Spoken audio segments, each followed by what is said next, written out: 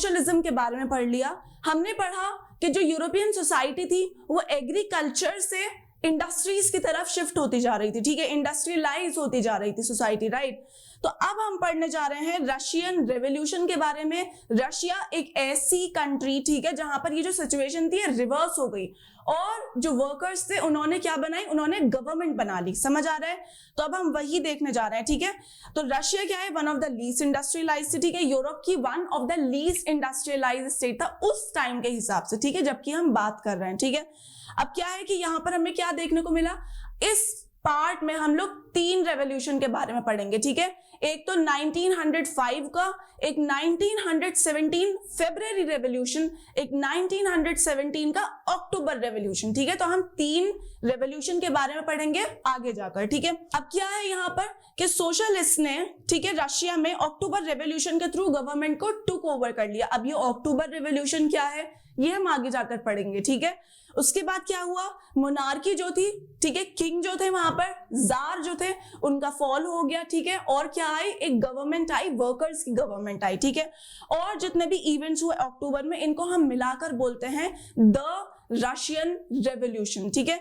अब हम इस द रशियन रेवोल्यूशन के बारे में पढ़ेंगे आगे जाकर, अभी इसी चैप्टर में डिटेल में, ठीक है। उससे पहले हम लोग एक बार रशियन एम्पायर के बारे में देख लेते हैं। 1914 में रशियन एम्पायर किस तरह दिखता था, ठीक है। तो 1914 में हमें क्या देखने को मिलेगा कि जार निकोलस सेकंड जो है वो रशिया और उसके एम्पायर पे रूल करते थे, ठीक है। अब भाई ये जार क्या है, देखो कुछ जगहों पे आपको TSAR मिलेगा, कुछ जगहों पे आपको CZAR देखने को मिलेगा, ठीक है। लेकिन ये दोनों ही क्या होते हैं, किंग के टाइटल थे, कहां पर, रशिया में, ठीक है। तो ये जार क्या है, किंग के टाइटल थे रशिया में, ठीक है। तो ये जो जार निकोलस सेकंड है ये क्या है, रशिया और उसके एम्पायर पे रूल करते थे उस टाइम पे, ठीक है। और रशिया एम्पायर आज के डेट में कौन कौन सी कंट्रीज को इंक्लूड करती है, Finland, Latvia, Lithuania, Estonia, parts of Poland, Ukraine, ठीक है, बेलारूस, ओके। और आजकल आपको न्यूज भी देखने को मिलेगी यूक्रेन और रशिया की, राइट। तो क्या है, ये जो कंट्रीज है ये रशिया के आसपास की ही कंट्रीज है, ओके। तो क्या है कि पैसिफिक में, इवन पैसिफिक में भी रशियन एम्पायर के ट्रेस देखने को मिलेंगे, ठीक है। और कुछ सेंट्रल एशियन स्टेट जो हैं जैसे कि जॉर्जिया, आर्मीनिया, अजरबैजान, ये भी आपको रशियन एम्पायर का पार्ट देखने को मिलेंगे 1914 में या उससे पहले। समझ आया, जबकि हम बात कर रहे हैं। अब मेजॉरिटी रिलीजन क्या थी यहाँ पर, रशियन ऑर्थोडॉक्स क्रिश्चियनिटी, ठीक है, जो कि ग्रीक ऑर्थोडॉक्स चर्च से फॉर्म हुई थी, ठीक है। अब ऐसा नहीं है कि यहाँ पर सिर्फ यही एक आपको रिलीजन देखने को मिलेगा, यहाँ पर कैथोलिक, प्रोटेस्टेंट, मुस्लिम और बुद्धिस्ट भी रहते थे, ठीक है। कहां पर, रशियन एम्पायर में 1914 में और 1914 से पहले। समझ आ रहा है, ओके। अब हमने एक बार एक जनरल सा सोसाइटी का व्यू देख लिया, ठीक है, सोसाइटी देख ली। अब हम देखते हैं इकोनॉमी और सोसाइटी रशिया की उस टाइम पे, ठीक है। तो क्या हुआ कि 20th सेंचुरी की शुरुआत में जो वास्ट मेजॉरिटी थी रशिया में वो क्या थी, एग्रीकल्चरिस्ट थी, ठीक है। यानी कि एग्रीकल्चर जो था उनका मेन प्रोफेशन था, जो मेन इनकम होती थी वो एग्रीकल्चर के थ्रू होती थी, राइट। एग्रीकल्चर जो था 85% of the Russian empire population, ठीक है, 85% जो लोग थे तकरीबन रशियन एम्पायर में वो एग्रीकल्चर से रिलेटेड कामों में क्या थे, इंडल्ज थे, राइट। इंडस्ट्रीज जो थी वो कम थी, लेकिन ऐसा नहीं कि बिल्कुल ही नहीं थी, ठीक है। तो कुछ ऐसे इंडस्ट्रियल एरियाज थे, कुछ ऐसी इंडस्ट्रियल सिटीज थी, क्या थी वो, जैसे कि सेंट पीटर्सबर्ग और मॉस्को, ओके। और क्या था, इनके साथ साथ क्राफ्टमैन और क्राफ्ट वर्कशॉप्स होती थी, ठीक है, किसके साथ, इंडस्ट्रीज के साथ साथ, ठीक है। तो क्राफ्टमैन जो थे वो ज्यादातर प्रोडक्शन जो था वो क्राफ्टमैन करते थे, ठीक है। लार्ज फैक्ट्रीज एग्जिस्ट करती थी along side the craft workshop. समझ आ रहा है। अब क्या है कि जो ज्यादातर फैक्ट्रीज थी वो 1890s में सेटअप होनी शुरू हुई, ठीक है। और ऐसा कब हुआ, कब पॉसिबल हो पाया, जब रेलवे नेटवर्क जो है वो एक्सटेंड हुए, ठीक है, रेलवे नेटवर्क एक्सपैंड हुए, ओके। और फॉरेन इन्वेस्टमेंट जो था इंडस्ट्रीज में वो इंक्रीज हुआ, ठीक है। तो यहाँ पर 2 चीजें आपको देखने को मिलेंगी, एक तो क्या, रेलवे नेटवर्क एक्सटेंड हुए और दूसरा फॉरेन नेटवर्क जो था, फॉरेन इन्वेस्टमेंट जो था वो एक्सपैंड हुआ, ठीक है। तो उससे क्या देखने को मिला कि ये जो फैक्ट्रीज थी 1890s में ये सेटअप होनी शुरू हुई, ठीक है।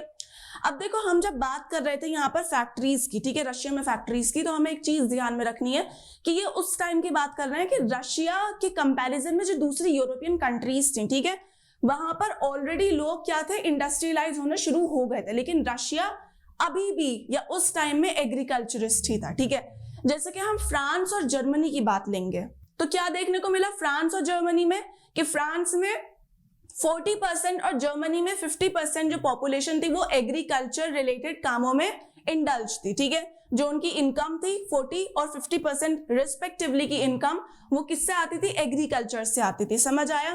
तो हम ऐसे में 85% बहुत ज्यादा होता है, ठीक है। यानी कि बाकी कंट्रीज इंडस्ट्रियलाइज होनी शुरू हो गई थी, लेकिन रशिया में अभी ऐसा शुरू नहीं हुआ था, समझ आया। ओके, तो क्या है कि जब ये दो चीजें हमें देखने को मिली, रेलवे नेटवर्क, ठीक है, और फॉरेन इन्वेस्टमेंट, तो क्या देखने को मिला कि जो कोल प्रोडक्शन है, ठीक है, वो डबल हो गया, ओके, और आयरन और स्टील इनपुट जो है वो क्वाड्रिपल हो गया, यानी कि 4 फोल्ड हो गया, ठीक है, 4 गुना हो गया, राइट। तो क्या देखने को मिला हमें इससे, एक तो फैक्ट्री सेटअप हुई और जो आउटपुट था उसमें भी इंक्रीमेंट हुआ, ठीक है, डबल और क्वाड्रिपल, राइट। अब क्या है कि बाय 1900 फैक्ट्री वर्कर और क्राफ्टमैन जो थे वो ऑलमोस्ट इक्वल इन नंबर्स हो गए थे, ठीक है। तो पहले हमने क्या देखा कि ज्यादातर जो काम था वो कौन करते थे, क्राफ्टमैन करते थे, क्राफ्ट वर्कशॉप करते थे अलोंग साइड इंडस्ट्रीज, ठीक है, इंडस्ट्रीज लेकिन कम थी। अब क्या है, आफ्टर दिस चेंज, ठीक है, अब क्या है कि बाय 1900 फैक्ट्री जो वर्कर्स थे और क्राफ्टमैन थे वो ऑलमोस्ट इक्वल इन नंबर हो गए थे, ठीक है। लेकिन हमें यहाँ पर एक चीज समझनी है, ये जो इंडस्ट्रीज थी, ठीक है, क्या थी, प्राइवेट इंडस्ट्रीज थी, ठीक है। पिछले पार्ट में हम लोग पढ़ चुके हैं कि प्राइवेट प्रॉपर्टी या प्राइवेट इंडस्ट्री या प्राइवेट ओनरशिप का क्या मतलब है, ठीक है। तो जो मार्क्स की बात करी थी हमने, कार्ल मार्क्स की, उन्होंने प्राइवेट प्रॉपर्टी के अगेंस्ट ही क्या की थी, एडवोकेसी की थी, ठीक है। तो यहाँ पर क्या देखने को मिलेगा कि ज्यादातर जो इंडस्ट्रीज थी वो प्राइवेट प्रॉपर्टी थी, ठीक है। और गवर्नमेंट का क्या काम था, गवर्नमेंट सुपरवाइज करती थी, ठीक है। क्या सुपरवाइज करती थी कि ज्यादा लंबे आवर्स ना हो, ठीक है, मिनिमम वेजेस जो हैं उनको इंश्योर करें, ऐसा ना हो कि बहुत बहुत सारा काम करा रहे हैं और वेजेस या तो नहीं दे रहे या फिर दे रहे हैं तो वो ना के बराबर है, ठीक है, ऐसा नहीं होना चाहिए। तो ठीक है, तो गवर्नमेंट का क्या काम था, सुपरवाइज करना कि ज्यादा लंबे आवर्स ना हो, ठीक है, लॉन्ग वर्किंग आवर्स ना हो और जो मिनिमम वेजेस हैं वो इंश्योर हो जाए, ठीक है। तो लिमिटेड वर्क आवर और मिनिमम वेजेस, ठीक है। यहाँ पर क्राफ्ट यूनिट और स्मॉल वर्कशॉप में हमें देखने को मिलेगा कि 15 आवर्स था, क्या, वर्किंग आवर, ठीक है।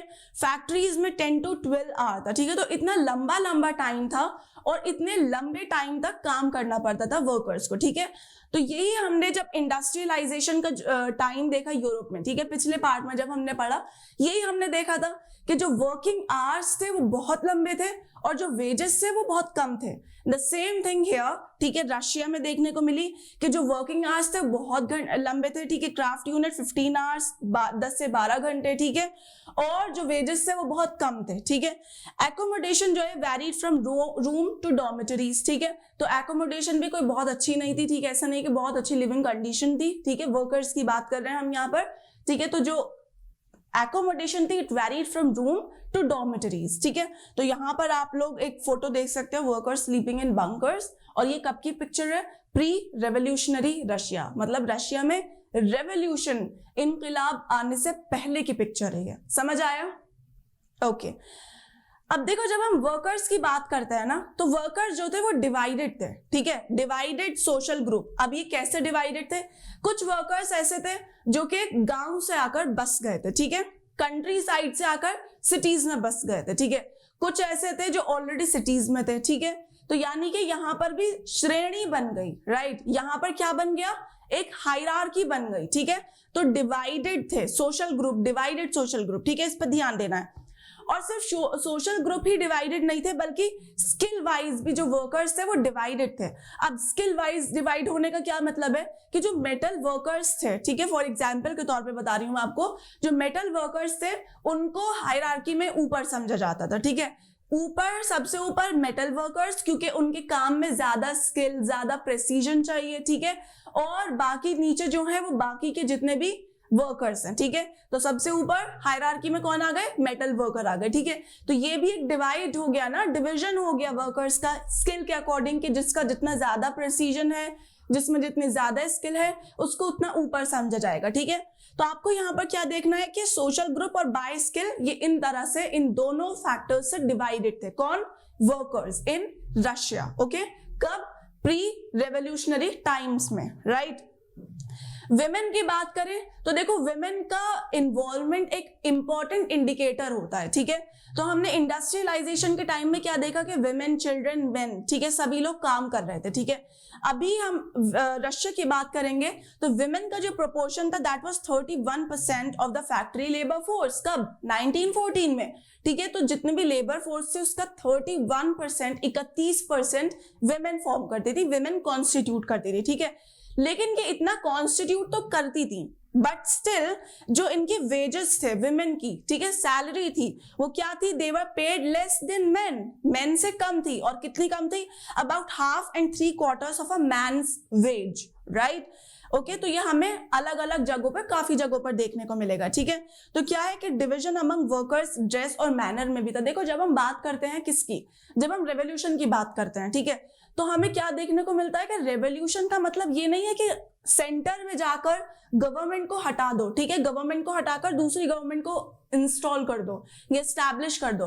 रेवोल्यूशन का मतलब है कि लोगों के सोचने समझने में, लोगों के ओपिनियन में, लोगों के थॉट्स में, लोगों के व्यू पॉइंट में, लोगों के खाने में, लोगों की ड्रेस में, ठीक है, सब में कुछ ना कुछ चेंज आपको देखने को मिलता है, ठीक है। तो जब हम बात करेंगे डिवीजन अमंग वर्कर्स की, ठीक है, तो क्या है कि ड्रेस और मैनर्स, इन दोनों चीजों में भी लोगों के क्या देखने को मिला? बदलाव देखने को मिला, ठीक है, रशिया में, ठीक है। तो क्या है, कुछ वर्कर्स ने एसोसिएशन या फिर ग्रुप्स फॉर्म करने शुरू कर दिए ताकि जब प्रॉब्लम्स आए, ठीक है, जब क्राइसिस आए, ठीक है, कोई से भी अनएम्प्लॉयमेंट क्राइसिस है, लोगों के पास जॉब नहीं है, या फिर फाइनेंशियल क्राइसिस है, तो ऐसे टाइम में जो मेंबर्स हैं वो एक दूसरे की हेल्प कर सके, ठीक है। तो क्या है कि कुछ वर्कर्स ने एसोसिएशन मतलब ग्रुप्स, यूनियन बनाने शुरू कर दिए ताकि मेंबर्स की हेल्प हो सके in the time of unemployment, ठीक है।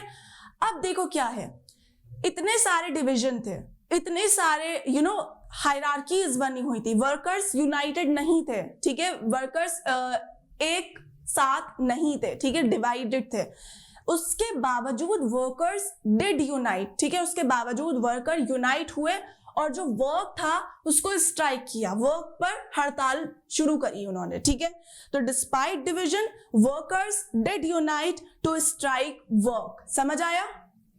नाउ अब ये जो इस तरह के स्ट्राइक्स थे, जिनकी ये जो स्ट्राइक थे, हड़ताल थी, ठीक है, तो दे वर फ्रीक्वेंट कहां पर? टेक्सटाइल इंडस्ट्री में ड्यूरिंग 1896 टू 1897, ठीक है, और मेटल इंडस्ट्री में ड्यूरिंग 1902, ठीक है। तो हमें यहाँ पर टेक्सटाइल इंडस्ट्री और मेटल इंडस्ट्री, इन दोनों इंडस्ट्रीज में इस तरह की जो हड़ताल थी वो क्या थी? कॉमन थी, ठीक है। अब हम कंट्री साइड की बात करते हैं। देखो ये तो हमने कर ली बात सिटीज की, ठीक है, जो भी वर्कर्स की कंडीशन थी या फिर जो भी हड़ताल थी, ठीक है, ये हमने कर ली बात सिटीज की।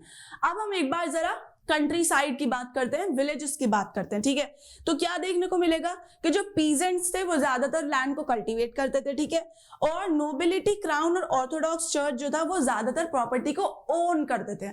अब देखो यहाँ पर ये समझो कि जो भी प्रॉपर्टी है, ज्यादातर प्रॉपर्टी उसको ओन कौन कर रहा है? नोबिलिटी, ठीक है, क्राउन या फिर ऑर्थोडॉक्स, ठीक है, यानी कि जो ऊपर के दो क्लासेस हैं, हमने पहले पढ़ चुके हैं, यूरोप की में 3 क्लासेस थी, क्लर्जी, नोबिलिटी और कॉमन पीपल, ठीक है। कॉमन पीपल में भी 3 श्रेणी थी, 3 लेवल थे या फिर 3 डिवीजन थे, ठीक है। तो क्या है कि जो ऊपर के चर्च था या फिर रॉयल फैमिली थी, ठीक है, ये ज्यादातर लैंड को ओन करती थी, ठीक है। अब लैंड को तो वो ओन कर रहे हैं, ठीक है, और उस लैंड पर मेहनत कौन करता था? प्रॉफिट कौन जनरेट करता था? कॉमन पीपल, ठीक है, कॉमन ह्यूमन, ठीक है, कॉमन पीजेंट्स, राइट। तो यही बता रहे हैं कि जो पीजेंट्स थे वो ज्यादातर लैंड को कल्टीवेट करते थे, लेकिन ये लोग जो थे वो ओन करते थे, ठीक है। तो जितना भी प्रॉफिट जनरेट होता था वो सारा किसके पास जाता था? नोबिलिटी, क्राउन के पास, ठीक है, मेहनत पीजेंट करते थे, राइट। अब पीजेंट जो थे वो खुद डिवाइडेड थे, ठीक है, और क्या थे? रिलीजियस थे, ठीक है, रिलीजियस, राइट। लेकिन कुछ को छोड़ के जो पीजेंट थे उनमें नोबिलिटी के लिए ज्यादा रिस्पेक्ट नहीं थी। अब ऐसा क्यों था? क्योंकि पीजेंट्स को ऐसा लगता था कि जो नोबल्स के पास पावर आई है या फिर पोजीशन आई है वो उनको सर्विस में मिली है, जो कि उन्होंने जार की सर्विस यानी कि किंग की सर्विस करने पर जो उन्हें पोजीशन मिली है या पावर मिली है, इस वजह से उनके पास आज ये स्टेटस है, ठीक है। वरना लोकल पॉपुलैरिटी के थ्रू उनको ये पोजीशन या ये पावर नहीं मिली, ठीक है।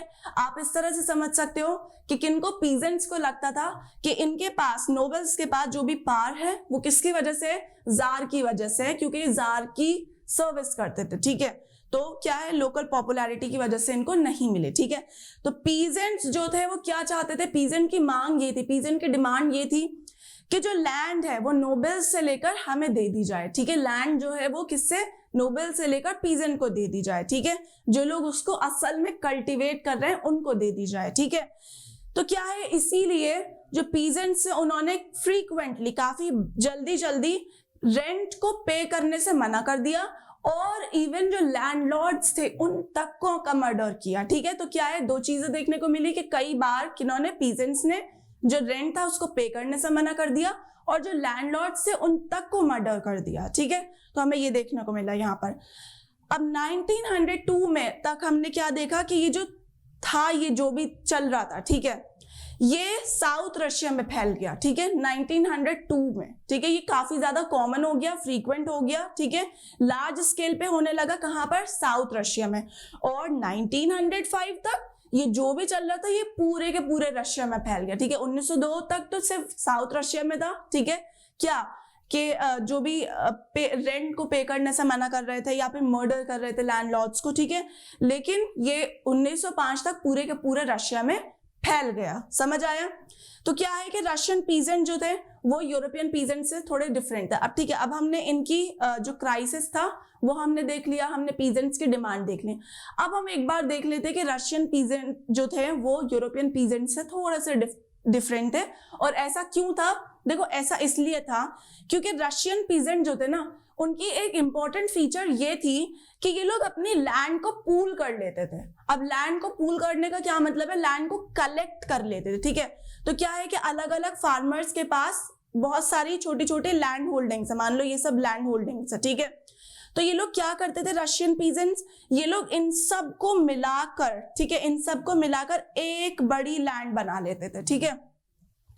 और उसके बाद क्या होता था कि इनकी जो कम्युनिटी होती थी, ठीक है, वो आपस में बांट लेती थी फैमिली नीड्स के अकॉर्डिंग, ठीक है। तो दे पूल, रशियन पीजेंट जो थे, दे पूल देयर लैंड टुगेदर, ठीक है, पूल कर लेते थे, आपस में मिला लेते थे लैंड को, ठीक है, पीरियोडिकली। और जो उनके कम्यून थे यानी कि मीर, ठीक है, यानी कि जो भी कम्युनिटी थी, ठीक है, वो क्या करती थी, डिवाइड कर लेती थी according to the needs of the individual families, ठीक है। इंडिविजुअल फैमिली को जिसको जितनी जरूरत है उसको इतनी ज्यादा मिल जाती थी, ठीक है। ये बिल्कुल ऐसा ही है जैसे कि आप अपने क्लासरूम में सब अपना लंच जो भी लाए हो आप, ठीक है, ब्रेक में वो सारा एक जगह जमा करो, और उसके बाद जिसको जितनी ज्यादा भूख है, ठीक है, लंच में, उसको उतना ज्यादा लंच मिल जाए, ठीक है। ये ऐसा ही एग्जाम्पल है, राइट। अब देखो हमने पढ़ लिया, सिटीज की देख लिया, हमने क्या देख लिया, पीजेंट्स का देख लिया, सिटीज देख ली, कंट्री साइड देख लिया। अब हम देखते हैं socialism in Russia. Socialism already हम पढ़ चुके हैं लास्ट सेक्शन में क्या होता है, ठीक है। अब हम देखते हैं रशिया में जो सोशलिज्म फैला, व्हाट इज दिस, ठीक है। अब देखो 1914 से पहले जितनी भी पॉलिटिकल पार्टीज थी वो रशिया में, वो क्या थी, इलीगल थी, ठीक है। फिर क्या है कि सोशल डेमोक्रेटिक वर्कर्स पार्टी बनी, ठीक है, सोशल डेमोक्रेटिक वर्कर्स पार्टी, नाम याद रखना है, ठीक है। तो ये पार्टी जो थी 1898 में बनी, और किसने बनाई, उन सोशलिस्ट ने बनाई जो कि मार्क्स के आइडियाज को फॉलो करते थे या फिर रिस्पेक्ट करते थे, ठीक है।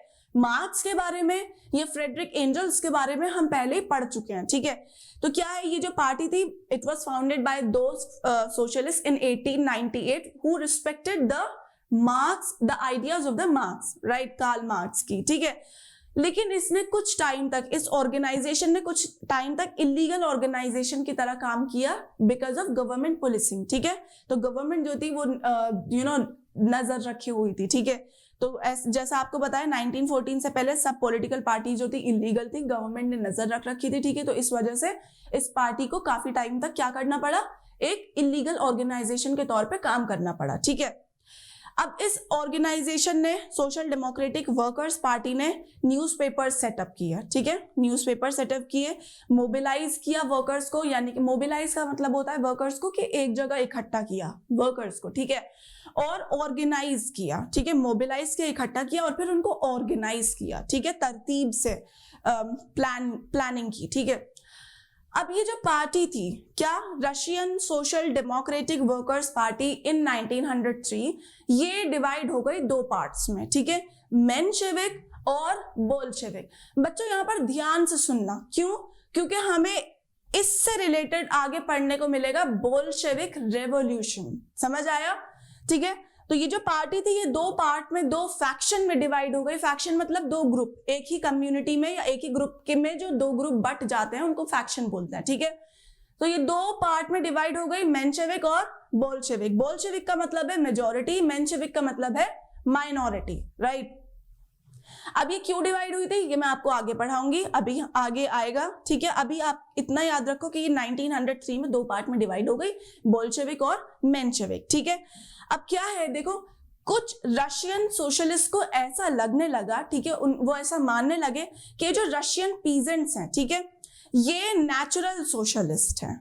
अब नेचुरल सोशलिस्ट का क्या मतलब है? ऐसा इसलिए क्योंकि ये वही पीजेंट है जो अपनी लैंड को एक जगह पूल कर लेते हैं, एक जगह कलेक्टिवाइज कर लेते हैं, ठीक है, और उसके बाद लोगों को अपनी कम्युनिटी में बांट देते हैं according to the needs of the families, right, ये हम पढ़ चुके हैं, ठीक है। तो इसीलिए ये जो है कौन, जो रशियन पीजेंट हैं, ये मेन फोर्स है रेवोल्यूशन का। तो इसीलिए peasant and not the workers are the main force of the revolution, ठीक है। तो रेवोल्यूशन तो इन लोगों ने सोच लिया था कि रेवोल्यूशन तो हमें लाना है और रेवोल्यूशन तो आएगा, ठीक है। मार्क्स ने भी यही पोस्टुलेशन दी थी कि रेवोल्यूशन जो है वो आएगा और कम्युनिटी नेचुरली कैपिटलिस्ट होती है और कैपिटलिस्ट से फिर वो कम्युनिस्ट बनेगी, ठीक है। बीच में क्या है, कैपिटलिस्ट, फिर सोशलिस्ट, फिर कम्युनिस्ट, इस तरह से बनेगी, ये ट्रेजेक्टरी थी, ठीक है। तो क्या है कि कुछ रशियन सोशलिस्ट को क्या लगा कि जो रशियन पीजेंट हैं ये नेचुरल सोशलिस्ट हैं और इसीलिए peasant not worker are the main force of the revolution, और इसीलिए रशिया जो है वो बाकियों से ज्यादा जल्दी क्या बन जाएगा, सोशलिस्ट बन जाएगा, ठीक है। तो क्या आएगा, सोशलिस्ट जो थे कंट्री साइड में, विलेजेस में, ठीक है, वो लेट 19th सेंचुरी में एक्टिव थे, ठीक है, active throughout the late 19th century, ठीक है। और फिर इन्होंने क्या बनाई, सोशलिस्ट रेवोल्यूशनरी पार्टी इन 1900, ठीक है। तो एक तो पार्टी हो गई सोशलिस्ट डेमोक्रेटिक पार्टी, ठीक है, जो कि दो पार्ट में डिवाइड हो गई थी, ठीक है, सोशलिस्ट डेमोक्रेटिक पार्टी, और एक पार्टी हो गई सोशलिस्ट रेवोल्यूशनरी पार्टी, ठीक है। तो याद रखना कि एक बनी थी 1898 में, फिर वो डिवाइड हो गई थी 1903 में टू पार्ट में, बोल्शेविक मेंशेविक, और सोशलिस्ट रेवोल्यूशनरी पार्टी बनी थी 1900 में, समझ आया, ओके। अब ये जो पार्टी थी ये कंट्री साइड में बनी थी, ये भी हम पढ़ चुके हैं, ठीक है। तो इन्होंने, इनके दो मेजर डिमांड थे, क्या थे वो, कि जो पीजेंट के राइट हैं उनके लिए स्ट्रगल किया जाए, ठीक है, पीजेंट्स को उनके राइट मिले कंट्री साइड में, ठीक है, और जो नोबल्स के पास लैंड है उसको लेकर पीजेंट्स को दे दिया जाए, समझ आ रहा है, ओके। अब क्या है कि जो सोशल डेमोक्रेट्स थे, ठीक है, ये सोशलिस्ट रेवोल्यूशनरी से क्या हुए, डिसएग्री हुए, ठीक है, अबाउट द पीजेंट, ठीक है। अब आते हैं व्लादिमीर लेनिन, समझ आया, लेनिन जो थे उनको लगा, अभी हम बात करेंगे कौन थे लेनिन, ठीक है, चलो पहले हम बात ही कर लेते हैं। ये थे व्लादिमीर लेनिन और ये बोल्शेविक के लीडर थे, ठीक है। अब हम पढ़ने जा रहे हैं कि क्यों डिवाइड हुए अमंग बोल्शेविक और मेंशेविक, समझ आया। तो ये जो आपके स्क्रीन पर है ये जेंटलमैन व्लादिमीर लेनिन है और इन्होंने बोल्शेविक पार्टी के लीडर थे ये, ठीक है, और इनका एक बहुत बड़ा रोल रहा आगे जाकर रशिया की हिस्ट्री में, समझ आया, क्योंकि इन्होंने जो भी रशिया में रेवोल्यूशन आई 1917 में, ठीक है, उनमें इनका काफी हाथ रहा है, समझ आया। तो वो हम आगे जाकर पढ़ेंगे, ओके। इनके अलावा और भी थे लेकिन इनका एक मेजर हाथ रहा है, ठीक है। अब देखो लेनिन को लगा कि जो वर्कर्स हैं, ठीक है, वो काफी डिफरेंशिएटेड हैं, ठीक है, अलग अलग हैं, ठीक है, अलग अलग बैकग्राउंड से आते हैं, ठीक है, तो इसीलिए सारे के सारे सोशलिस्ट मूवमेंट का पार्ट नहीं बन सकते, ठीक है। तो इसीलिए इसी से आगे चलकर क्या हुआ, बोल्शेविक और मेंशेविक में बंटवारा हो गया, ठीक है, क्या हो गया, अलग अलग हो गए, ठीक है। तो ये जो पार्टी थी ये क्या स्ट्रेटेजी ऑफ ऑर्गेनाइजेशन पर डिवाइड हो गई, ठीक है। तो क्या है, व्लादिमीर लेनिन का कहना था, जो कि बोल्शेविक ग्रुप के लीडर थे, ठीक है, उनका क्या कहना था कि ये जो ज़ारिस्ट रशिया है, ठीक है, इसमें पार्टी को डिसिप्लिन होना पड़ेगा, ठीक है, और नंबर और क्वालिटी ऑफ इट्स मेंबर को मेंटेन करना पड़ेगा। देखो ऐसा नहीं हो सकता कि कोई भी आ रहा है, जिसका दिल करा वो आ रहा है और पार्टी को ज्वाइन कर ले, ठीक है, ऐसा नहीं होगा। बल्कि क्या होगा कि जो लोग ट्रू मार्क्सिस्ट हैं या फिर जो लोग ट्रूली आइडियोलॉजी को सपोर्ट करते हैं, सिर्फ वही लोग ज्वाइन कर पाएंगे, ठीक है। तो यानी कि क्वालिटी पे ध्यान दो आप, ठीक है, ऐसा नहीं है कोई भी आ रहा है, हम क्वालिटी पे ध्यान देंगे, सिर्फ वही लोग जो लोग वाकई आइडियोलॉजी को सपोर्ट करते हैं वही लोग इस मूवमेंट का पार्ट बन पाएंगे, ठीक है। ऐसा किसका कहना था, ऐसा बोल्शेविक का कहना था, ठीक है। हालांकि उसके कंट्रेरी में मेंशेविक जो थे, ठीक है, बाकी के जो मेंशेविक थे उनका क्या कहना था कि जो पार्टी है वो सबके लिए ओपन होनी चाहिए। ऐसा कुछ नहीं होना चाहिए कि सिर्फ कुछ ही लोग आएंगे और सिर्फ वही लोग पार्टी को ज्वाइन कर पाएंगे, नो, बल्कि सभी लोग ज्वाइन कर पाए, ऐसा होना चाहिए, ठीक है। तो यही बेसिक डिफरेंस था किसमें, बोल्शेविक में और मेंशेविक में। बोल्शेविक का कहना था कि ऐसा नहीं है कोई भी आकर ज्वाइन कर ले पार्टी को, मेंशेविक का कहना था कि सब लोग ज्वाइन कर सकते हैं और उनके पास ये ऑप्शन होना चाहिए। समझ आया? तो यही व्लादिमीर लेनिन का कहना था, ठीक है। तो इसी बात पर जो पार्टी थी वो डिवाइड हो गई over the strategy of organisation. समझ आया? अब देखो क्या है, हमने क्या पढ़ा कि रशिया में 3 रेवोल्यूशन हम आगे जाके पढ़ेंगे, ठीक है। 3 रेवोल्यूशन हम मेजर पढ़ते हैं, कौन सा, एक तो 1905 का रेवोल्यूशन, फिर दूसरा है 1917 का फेब्रुअरी रेवोल्यूशन और थर्ड वन है 1917 का अक्टूबर रेवोल्यूशन। समझ आया? तो अब हम अपना फर्स्ट रेवोल्यूशन पढ़ने जा रहे हैं विच इज द 1905 का रेवोल्यूशन, ठीक है। और इस रेवोल्यूशन में क्या हुआ था कि जो जार है, जो जार की ऑटोक्रेसी है, ऑटोक्रेसी का मतलब कि सारी की सारी पावर एक इंसान के हाथ में या फिर एक ग्रुप ऑफ इंडिविजुअल के हाथ में, ठीक है। तो आप ये समझिए कि जितनी भी पावर है, पॉलिटिकल पावर है, वो सारी की सारी एक इंसान के हाथ में कंसंट्रेटेड है। इसको हम ऑटोक्रेसी बोलते हैं या ऑटोक्रेटिक बोलते हैं, ठीक है। तो क्या है कि 1905 के रेवोल्यूशन में देखने को मिला कि जो जार के पास ऑटोक्रेसी थी, ठीक है, सारी की सारी पावर थी, जार ने उस ऑटोक्रेसी से कॉन्स्टिट्यूशनल मोनार्की की तरफ शिफ्ट हो गए, ठीक है। यानी कि एक कॉन्स्टिट्यूशन बन गया, पहले कॉन्स्टिट्यूशन नहीं था लेकिन इस रेवोल्यूशन के बाद कॉन्स्टिट्यूशन बन गया, ठीक है। अभी हम आगे पढ़ते हैं और हम आगे इसको अच्छे से डिटेल में पढ़ते हैं, ठीक है। तो देखो क्या है कि जो रशिया था वो ऑटोक्रेसी था, ये भी हम पढ़ चुके हैं ऑटोक्रेसी, ठीक है। जार जो था वो पार्लियामेंट को सब्जेक्टेड नहीं था, ठीक है। तो जार जो थे वो पार्लियामेंट को आंसरेबल नहीं थे, ठीक है। हालांकि हम उस टाइम की बात कर रहे हैं जब ज्यादातर यूरोपियन कंट्रीज या यूरोपियन स्टेट्स जो थे वो पार्लियामेंट बन चुकी थी और पार्लियामेंट जो था उनका इन्वॉल्वमेंट रहता था डिसीजन मेकिंग में, ठीक है। तो जो किंग्स वगैरह थे वो पार्लियामेंट को आंसरेबल थे, सब्जेक्टेड थे, ठीक है। और जो कॉन्स्टिट्यूशन था वो क्या करता था, कॉन्स्टिट्यूशन किंग्स की पावर को चेक करता था या लिमिट करता था, ठीक है। लेकिन रशिया में उस टाइम पे ऐसा कुछ देखने को नहीं मिला था, ठीक है। कोई कॉन्स्टिट्यूशन नहीं था और मुकम्मल ऑटोक्रेसी चल रही थी, यानी कि सारी की जो सारी पावर है वो जार के हाथ में थी, किंग के हाथ में थी, ठीक है। तो लिबरल्स जो थे उन्होंने कैंपेन किया कि भाई ये सब खत्म होना चाहिए, ये सब नहीं चलने का, खत्म करो जो भी चल रहा है तुम्हारा। क्यों? क्योंकि जितनी भी पावर है ऐसा नहीं हो सकता कि सारी की सारी तुम्हारे हाथ में रहे, एक कॉन्स्टिट्यूशन होना चाहिए।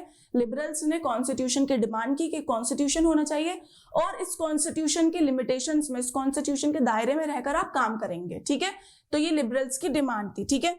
तो लिबरल जो थे टुगेदर विद सोशल डेमोक्रेट और सोशलिस्ट रेवोल्यूशनरी, इन दोनों के साथ मिलकर, तो लिबरल ने क्या किया, पीजेंट्स के साथ वर्क किया और क्या किया, डिमांड किया एक कॉन्स्टिट्यूशन की, ठीक है। तो socialist Democrat, socialist revolutionary, peasant और वर्कर्स के साथ मिलकर किन्होंने डिमांड की, किन्होंने, लिबरल्स ने, एक कॉन्स्टिट्यूशन होना चाहिए जो कि किंग की पावर को चेक करे या फिर लिमिट करे। समझ आया? तो क्या है कि they were supported by in the empire by nationalist, ठीक है। फॉर एग्जांपल पोलैंड के नेशनलिस्ट इन्होंने सपोर्ट किया लिबरल्स के इस कॉन्स्टिट्यूशन की डिमांड को, और बाय जदीदिस्ट। अब भाई ये जदीदिस्ट क्या है, आपको ना इसको वर्ड को याद रखना है। जदीदिस्ट वर्ड जो है वो उर्दू अरबिक का वर्ड जदीद से बना है, ठीक है। जदीद का मतलब होता है नया, न्यू, ठीक है। तो जदीद का क्या मतलब हो गया, जदीदिस्ट। जदीदिस्ट मतलब इस्लामिस्ट रिफॉर्मर, जो कि चाहते थे एक नया इस्लाम आए, ठीक है, मॉडरेट इस्लाम हो, ठीक है, और मॉडरेट तरीके से इस्लाम को फॉलो किया जाए, ठीक है। तो जदीदिस का मतलब याद रखना है, Jadidis means Islamist reformers in Russia, समझ आया। अब क्या है कि 1904 की बात करते हैं, 1904 ईयर की बात करते हैं, ये तो हमने बात कर लिया वहां की अभी जनरल कंडीशंस के बारे में, ठीक है, उस टाइम की कब की, 1905 से पहले की, ठीक है। अब 1904 ईयर पे आ जाते हैं और हमें देखने को मिला कि ये जो ईयर था it was bad for Russian workers. Why? क्योंकि इस टाइम में, ये वही टाइम है जब प्राइसेस जो थे एसेंशियल गुड्स के वो क्या हो गए, बढ़ गए, ठीक है। तो अब देखो क्या है, लोगों की सैलरीज या लोगों की वेजेस जो है वो तो वही रहेगी और प्राइस बढ़ गए, ठीक है। तो जो वेजेस हैं या फिर पैसे हैं एसेंशियल गुड्स के यानी कि नेसेसरी गुड्स के लिए उनको ज्यादा देना पड़ेगा, किनको, वर्कर्स को, ठीक है। और उनकी जो सैलरी है, वेजेस हैं, वो वैसी की वैसी है, ठीक है। तो क्या देखने को मिला कि इससे तो रशियन जो वर्कर्स थे उनकी हालत और खराब हो गई, ठीक है। तो क्या है कि रियल वेजेस जो है इट डिक्लाइन बाय 20%। अब भाई ये रियल वेजेस क्या होती है, देखो रियल वेजेस का मतलब होता है, सिंपल तरीके से समझो, रियल वेजेस का मतलब ये होता है कि आप अपनी वेजेस से जितनी भी क्वांटिटी खरीद पा रहे हो ना, उसको हम रियल वेजेस कहते हैं, ठीक है। तो क्या मतलब हुआ कि it reflects the quantities of goods which the wages will buy, ठीक है। आपकी वेजेस जितनी भी क्वांटिटीज खरीद सकते हैं किसी भी सामान की, उसको हम रियल वेजेस कहते हैं, ठीक है। तो इट डिक्लाइन बाय 20%। तो हमने ये दोनों चेंजेस देखे, ठीक है, कब, 1904 में, which was a bad year for Russian workers, ठीक है। तो एज अ रिजल्ट क्या हुआ, लोगों ने जो एसोसिएशन थे, वर्कर एसोसिएशन या वर्कर ग्रुप थे, उनको ज्वाइन करना शुरू कर दिया, ठीक है। अब आपको पहले ही बता चुके हैं कि इन वर्कर्स का या फिर इन एसोसिएशन का, ग्रुप से क्या काम था, इनका ये काम था कि जब भी अनएम्प्लॉयमेंट के टाइम में या इकोनॉमिक प्रॉब्लम के टाइम में ये लोग मदद करते थे, हेल्प करते थे अपने एक दूसरे मेंबर्स की, ठीक है। तो क्या है, एज अ रिजल्ट मेंबरशिप जो था वर्कर एसोसिएशन का वो बढ़ गया, ठीक है। अब हमें देखने को मिलता है workers unity at the Putilov iron work. अब ये पुतिलोव आयरन वर्क क्या है, देखो ये एक एस्टैब्लिशमेंट है। पुतिलोव आयरन वर्क में हमें ये देखने को मिला इस एस्टैब्लिशमेंट में कि 4 वर्कर्स को इन्होंने डिसमिस कर दिया या भगा दिया, ठीक है। अब ये जो 4 वर्कर्स थे ये किसका पार्ट थे, असेंबली ऑफ रशियन वर्कर्स का, ठीक है, असेंबली ऑफ रशियन वर्कर। अब ये जैसे हमने वर्कर्स एसोसिएशन की बात करी, वर्कर ग्रुप की बात करी, इसी तरह एक ग्रुप था असेंबली ऑफ रशियन वर्कर, ठीक है। ये जो 4 वर्कर्स थे जिनको डिसमिस किया था ये इसी असेंबली ऑफ रशियन वर्कर का पार्ट थे, ठीक है। तो यूनिटी में क्या हुआ, हड़ताल की कॉल्स आई, ठीक है, हड़ताल की their calls for the strike के, इन्होंने हमें निकाल दिया है, now there should be a हड़ताल और अ प्रोटेस्ट, ठीक है। तो क्या देखने को मिला कि अगले ही कुछ दिनों में जो सेंट पीटर्सबर्ग की स्ट्रीट थी वहां पर 1,10,000 वर्कर्स ने आकर स्ट्राइक किया, ठीक है, हड़ताल कर दी। अब देखो ऐसा नहीं है कि इतनी ज्यादा यूनिटी थी, इतनी नेक्स्ट लेवल यूनिटी थी कि उन 4 की वजह से 1,10,000 वर्कर्स ने आकर स्ट्राइक कर दिया, ठीक है, स्ट्रीट्स पर, बल्कि वो जो 1,10,000 वर्कर्स थे वो भी कहीं ना कहीं अपनी प्रॉब्लम से पीड़ित थे, ठीक है, अपनी उनकी भी कहीं ना कहीं प्रॉब्लम्स थी और वो अपनी प्रॉब्लम्स को भी सामने रख रहे थे, ठीक है। तो क्या देखने को मिला कि जब इन्होंने स्ट्राइक किया सेंट पीटर्सबर्ग में, ठीक है, तो इनके 3 मेजर डिमांड थी। वो क्या थी 3 मेजर डिमांड, सबसे पहले जो वर्किंग आवर्स है उनको रिड्यूस करके 8 घंटे करो। ये नहीं कि पूरे पूरे दिन काम कर रहे हैं, हम पूरे पूरे दिन पेल रखा है, ठीक है, और काम करे जा रहे हैं, ठीक है, और आप वेजेस के नाम पर कुछ दे नहीं रहे हो, okay. So this is not going to happen, okay. तो जो इतना लंबा टाइम है वर्क आवर है उसको रिड्यूस करके आप क्या करो, 8 आवर्स कीजिए। सबसे पहला ये डिमांड थी, ठीक है। दूसरी डिमांड ये थी कि इम्प्रूव जो वेजेस हैं या सैलरीज हैं इनको इसको इम्प्रूव कीजिए। और तीसरी डिमांड क्या थी कि जो वर्कर्स की कंडीशन है, B it accommodation, living condition, any condition, ठीक है, उनको बेटर कीजिए, ठीक है। तो ये 3 डिमांड हो गई। पहला वर्क आवर रिड्यूस कीजिए, दूसरा क्या था कि जो सैलरीज है या वेजेस हैं उनको अच्छा कीजिए, उनको बेटर कीजिए, ठीक है, और तीसरा जो है वर्कर्स की जो कंडीशन है उनको बेटर कीजिए, ठीक है। तो क्या हुआ कि जो प्रोसेशन था ये कौन लेड कर रहे थे, फादर गेपोन, ठीक है, और ये हो गया वायोलेंट, ठीक है। अब हम इसको स्टोरी की तरह समझिए आप, ठीक है। तो ये जो प्रोसेशन था ये वायलेंट हो गया और अराउंड 100 वर्कर्स जो थे वो किल हो गए, मारे गए, ठीक है, और अराउंड 300 जो थे वो क्या हो गए, वुंडेड हो गए। बच्चों जब हम बात करते हैं किसी भी प्रोटेस्ट के वायलेंट हो जाने की और 100 वर्कर्स के मारे जाने की। तो ये एक बड़ी नंबर होती है, ठीक है, ये इतनी छोटी बात नहीं है, ठीक है, कि चलो 100 ही तो है, नो, ओके, इट्स अ बड़ी नंबर, ठीक है। तो 100 वर्कर्स जो थे वो मारे गए, ठीक है, क्यों? क्योंकि पुलिस ने अटैक कर दिया था किसके ऊपर? इस जो भी ये प्रोसेशन था इसके ऊपर, ठीक है। तो ये जो इंसिडेंट था जिसमें 300 लोग घायल हो गए और 100 लोग मारे गए, ठीक है, इसको हम कहते हैं ब्लडी संडे, ठीक है। अब हम इसको किससे? रेड कलर से मार्क कर देते हैं ताकि आपको याद रहे, ठीक है। तो देखो ये जो ब्लडी संडे था, ठीक है, इसमें क्या देखने को मिला? इसके बाद एक सीरीज ऑफ इवेंट स्टार्ट हुई, ठीक है, सीरीज ऑफ इवेंट स्टार्ट हुई, और हम उन सीरीज ऑफ इवेंट्स को क्या कहते हैं? 1905 का रेवोल्यूशन, ठीक है, 1905 का रशियन रेवोल्यूशन, ठीक है। तो क्या होता है जब भी कोई रेवोल्यूशन होता है, ठीक है, कुछ ऐसी इमीडिएट कॉजेज भी होते हैं, ठीक है, जैसे 1857 की बात करें हम इंडिया में, ठीक है, उसके कुछ इमीडिएट कॉजेज भी थे जिनकी वजह से चिंगारी लग गई, ठीक है। आग तो बहुत टाइम से लग रही थी, लेकिन चिंगारी की वजह से आग एकदम से भड़क गई, ठीक है। तो वही बात हुई कि ब्लडी संडे जो था, इसके बाद एक इवेंट हुए, पूरे सीरीज ऑफ इवेंट्स हुए, और उसके बाद जो भी हुआ उसको हमने बोला 1905 का रशियन रेवोल्यूशन, ठीक है। तो स्ट्राइक्स हुए, ठीक है, काफी सारे स्टूडेंट्स ने वॉकआउट किया, क्लासेस बायकॉट करी, ठीक है, और क्या है, lawyers, doctors, middle class worker, ठीक है, उन्होंने एक कॉन्स्टिट्यूएंट असेंबली की मांग रखी। कॉन्स्टिट्यूएंट असेंबली मतलब कि एक पार्लियामेंट, ठीक है, तो जहां पर एक कॉन्स्टिट्यूशन भी हो, ठीक है, तो कॉन्स्टिट्यूएंट असेंबली एक कॉन्स्टिट्यूशन के तहत चलने वाली पार्लियामेंट, समझ आया? अब क्या है कि 1905 रेवोल्यूशन में, ठीक है, जार ने क्या किया? एक इलेक्टेड कंसल्टेटिव पार्लियामेंट को अलाउ कर दिया, ठीक है, किसने? जार ने, ठीक है। अब जार ने देखा, देखो पानी सर के ऊपर से जा रहा है, ठीक है, बहुत ज्यादा लोग भड़क रहे हैं, बहुत ज्यादा प्रोटेस्ट हो रहे हैं, ठीक है, बहुत ज्यादा किलिंग्स हो गई, तो एक काम करता हूं, मैं इन लोगों की डिमांड्स को एक्सेप्ट कर लेता हूं कि ठीक है कॉन्स्टिट्यूशन बना लेते हैं, ठीक है। तो जार ने क्या किया? जार ने अलाउ कर दिया creation of an elected consultative parliament, ठीक है। कंसल्टेटिव मतलब कि वो कंसल्ट करेगी, ऐसा नहीं है कि सारे के सारे डिसीजन वो पार्लियामेंट खुद ही ले लेगी, बल्कि कंसल्ट करेगी, ठीक है, जार के साथ मिलकर, ठीक है, तब जाकर कोई डिसीजन लिया जाएगा, ठीक है। और याद रखना उसको हम कहते हैं डूमा, ठीक है। अब डूमा क्या है? देखो डूमा जो है रशिया की पार्लियामेंट को कहते हैं, ठीक है।